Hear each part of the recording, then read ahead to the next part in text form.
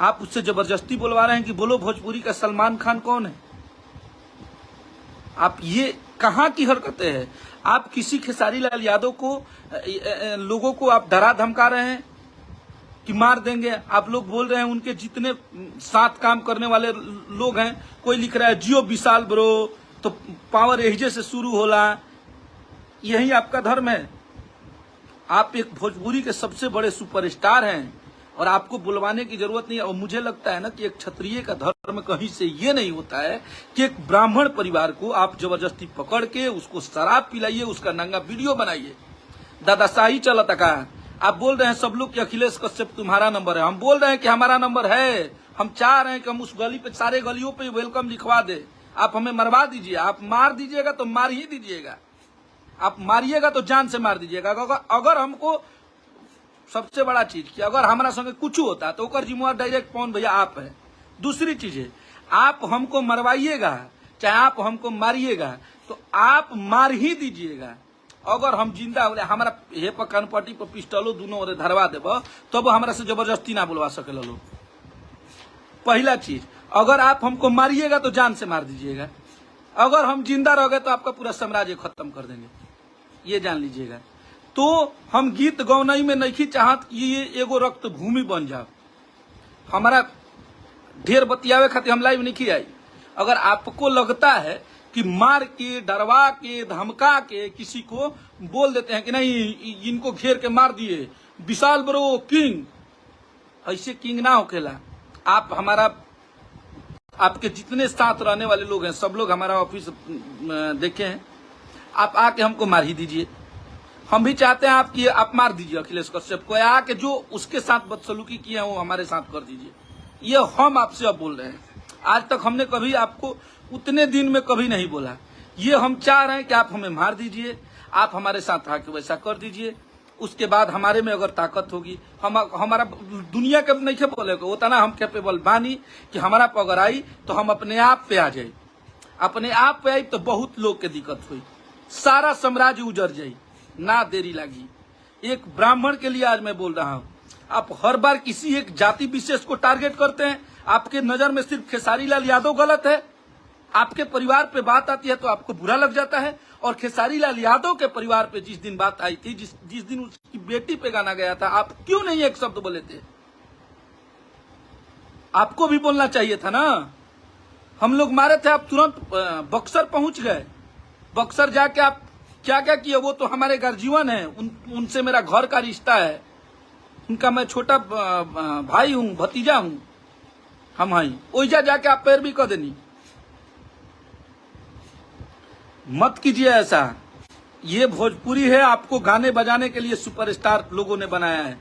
आप वैसे लोगों को मत रखिए जो लोग आप एक भी इंसान से अपने पूछ लीजिएगा कि मैंने आपको कभी पवन सिंह बोला है? आपके लोगों को कभी किसी से मैंने गाली दिया है? आपके जितने लोग हैं हमसे भी जुड़े हुए हैं, सब लोग का मैं सम्मान करता हूं। चाहे वो आपका म्यूजिक डायरेक्टर हो जाए, प्रियांशु हो जाए, या आपके जो अभी एमएमबी वाले हैं सत्यपाल भैया उनका, चाहे दीपक भैया, विकी जी, जितने लोग हैं, मैंने कभी किसी का अपमान किया है? मैंने किसी के बारे में कभी भी किसी से उल्टा बोला है? आपको कभी गलत बोला है? लेकिन फिर भी आप लोग मुझे गाली देते हैं। एक यादव परिवार का लड़का, आप हर बार जातिवाद कार्ड खेलते हैं। ये सब चीजें सही नहीं है। जिस दिन, अगर मान लीजिए जिस दिन बात यादवों पे आ जाएगी, उस दिन आपका क्या हाल होगा? उस दिन आप क्या करेंगे? आप यही ना कि भोजपुरी में दंगा करवाना चाहते हैं। आप किसी को रूम में बंद कर रहे हैं, 15 लोग घेर के मार रहे हैं उसको, आप शराब पिला रहे हैं, उसका नंगा वीडियो बना रहे हैं और इस पे चुप रहे कोई। अरे आपको मारना ही था तो मार देते जान से, और आप हमें भी मरवा दीजिए। आपके पास, क्योंकि आपके पास लोग हैं, हम भी बनारस जाते हैं, कहीं जाते हैं, तो आप घेरवा के मरवा दीजिएगा हमको। हम मरवाइएगा तो खत्म करवा दीजिएगा। या किसी भी, आपके पास तो बहुत सारा खोपड़ा है आप लोगों के पास, आप बहुत सारा दिमाग लगा के मरवा दीजिएगा। खेसारी लाल यादव शूटिंग कर रहे हैं, वहां मरवा दीजिए उनको। जितने भी हमारे भोजपुरी के सुपरस्टार पनप रहे हैं, मेहनत कर रहे हैं, सबको मरवा दीजिए। भोजपुरी में सबको बुलवा दीजिए, डरवा धमका दीजिए कि किसी को हमारे बारे में एक भी हमारे विरोध में वीडियो नहीं बनाना है, हमारे विपक्ष में, हमारे कंपटीशन में नहीं रहना है। सिर्फ मेरा गाना बजेगा, मैं गाऊंगा और पूरी भोजपुरी इंडस्ट्री सुनेगी, तो हम लोग एग्री हो जाएंगे। क्योंकि आपके पास तानाशाह है भैया, आप भोजपुरी के सबसे बड़े सुपरस्टार हैं। आप एक बार अपने दिल से पूछिएगा कि आप ये क्या कर रहे हैं, आप कर क्या रहे हैं। आपको लोग इस तरह से पसंद किया था, जिसका कोई औचित्य नहीं है, वो कहाँ का रहने वाला और आपके नाम में दागी लगा रहा है। मैंने कभी महेश पांडे को समर्थन नहीं किया था, चाहे किसी को भी। आपके परिवार के बारे में कोई बोले, आज तक बोल दीजिएगा कि अखिलेश कश्यप ने कभी भी आप लोगों की किसी के फैमिली के ऊपर गया हो या आपको कभी अनरिस्पेक्ट बात किया हो, बिल्कुल नहीं। और ये भाई बोल रहा है कोई कि डर गया, डराए के तो बातें हटा दिए भाई, डर ना लगेला तनिकियो ही तीनियो ना लगी, वो अपना माइंड से निकाल दिया सके हम डराए वाला मर्द ही, डरते किसी से नहीं है।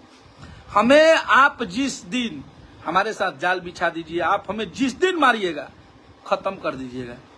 अगर हम जिंदा रह गए नहीं तो वो टीम में चाहे जिन जना मरले हुई है, चाहे जितना लोग के हाथ हो ना रही लोग, गाना बजाना बंद हो जी वही दिन से। और ये औपचारिक रूप से हम घोषणा कर देंगे कि आज से मेरा गाना बजाना बंद हो गया, आज से मुझे निजी दुश्मनी किसी से निकालनी है, बदला लेना है, मैं ले लूंगा।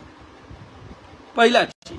दूसरा चीज कि एक ब्राह्मण होने के नाते आज तक मैंने कभी जातिवाद का बात ही नहीं किया। आप लोग को पता है कि मैं एक ब्राह्मण हूं, और मैं जब सारी दुनिया अपनी जाति के बारे में बोल रही है तो मैं क्यों नहीं बोलूं। महेश पांडे एक ब्राह्मण घर का लड़का था, एक गरीब ब्राह्मण था। आपके पास कानून था, आपके पास हर चीज था। हमारे साथ गलत हुआ था तो हमने केस किया ना, हमने सबको अरेस्ट करवाया ना। आपके पास भी अगर वो चीज है तो आप कानून का सहारा लीजिए। आप कानून अपने हाथ में नहीं ले सकते हैं। तो आप निश्चित होके, आप एक भोजपुरी के सुपरस्टार हैं, इस चीज को बंद करवा दीजिए तो बेहतर होगा। आप किसी यूट्यूबर को पकड़वा दे रहे हैं, आपके यूट्यूबर भी पटना में रहते हैं, हम भी 100 लोग जाके पकड़ ले, तब कैसा लगेगा आपको, कैसा दर्द फील होगा। मैं ये सब चीजें चाहता नहीं हूं। हम गीत गाँव नहीं करे आइल बानी भैया, और गीत गाँव नहीं करे दी। आपके बहुत सारा लोग रिश्तेदार, बहुत सारा लोग बक्सर जिला में हुई, बक्सर शहर में हुई, एक बार पता कर लेवे के हुई। हम नहीं चाहत भैया कि सब होके हमनी के हाथ से रुआ एकदम माने रुआ बड़ भाई यही रुआ से हाथ जोड़ के प्रार्थना बा कि आप गीत गौनई के गीते गौनई तक रह दी, एकरा के आगे मत बढ़ाई। रुआ से एकदम रिक्वेस्ट बा, आई लास्ट रिक्वेस्ट है, एकरा के गीत गौनई के गीते गौनई तक रह दिया। गीत गौनई में ई शोभा ना देला, कहे से कि रुआ के चाहे केहू भी भोजपुरी के सुपरस्टार के पब्लिक बनौले बा और पब्लिक मनोरंजन खातिर बनौले बा। अगर पब्लिक गुंडागर्दी खातिर बनौले रही तो बहुत सारा हमनी के बिहार यूपी में माफिया लोग बा लोग, वहां सबके अलग काम बा, आपके अलग काम बा। आप एक गीत गाना बजाना वाला इंसान है।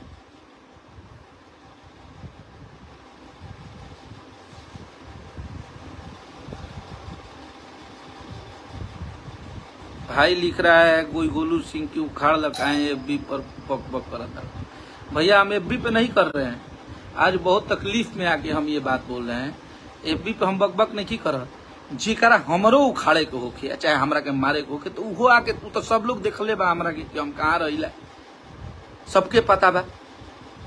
रुआ मरवा दी चाहे पिटवाई दी, उबलू डाट का होगा। हाँ तो एगो गीत गौनई करे वाला इंसान है और एगो सरस्वती पुत्र इस टाइप के ना। और सिर्फ आपका दुश्मन एक खेसारी लाल यादव हो है, खेसारी लाल यादव के लोग हैं।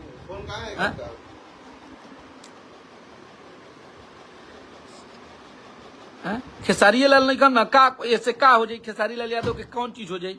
हमरा तो बुझाता उतने गाने आवता, उतने गानों बाजता, सब कुछ तो उतने होता। तो भोजपुरी में भोजपुरी खाती आइल बन जा, मनोरंजन करे खाती, एकरा के बढ़ावा मत दिहल जाओ। एकरा के एकदम हाथ जोड़ के रहुआ सबसे प्रार्थना बा, एकरा के रोक दी जा तो भलाई रही, सबके खाती भलाई रही, हमनी के भोजपुरी खाती भलाई रही। हमनी के भोजपुरी ये स्तर पर कबो ना आई रहे, ठीक बा। और ऐसा अगर करे के हुई तो हर इंसान के पास इतना ताकत है कि धोखे से किसी को कुछ कर सकता है। वो आपके पास भी है, आपके भी बहुत सारे लोग पटना में रहते हैं, हम भी पटना में रहते हैं, हमारे साथ भी हो सकता है, आपके लोगों के साथ भी हो सकता है।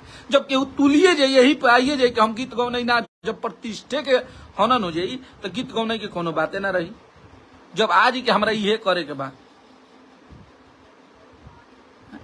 तो मान ली रहो रे एगो अगर बात आप हर बार आप लोग के ये होता कि ये कर देंगे वो कर देंगे, विवेक सिंह से मिले आप लोग तो हम मिल लेते हैं, हम आ गए हैं, 3 मिनट पहले फोन के लिए बड़ा उनकर फ्लाइट लेट हो गई बा। विवेक सिंह के देखावल गई कि खेसारी लाल यादव के गाड़ी देते रहन, ई सुन लेला विवेक सिंह, जो कि बात कुछ और निकला। तो ये जौन राजनीति चलता है एकरा के बंद कर दिया जाए तो ठीक बा, ना तो ये बहुत ऊपर होके वाला बा और बहुत अनर्थ हो जाई।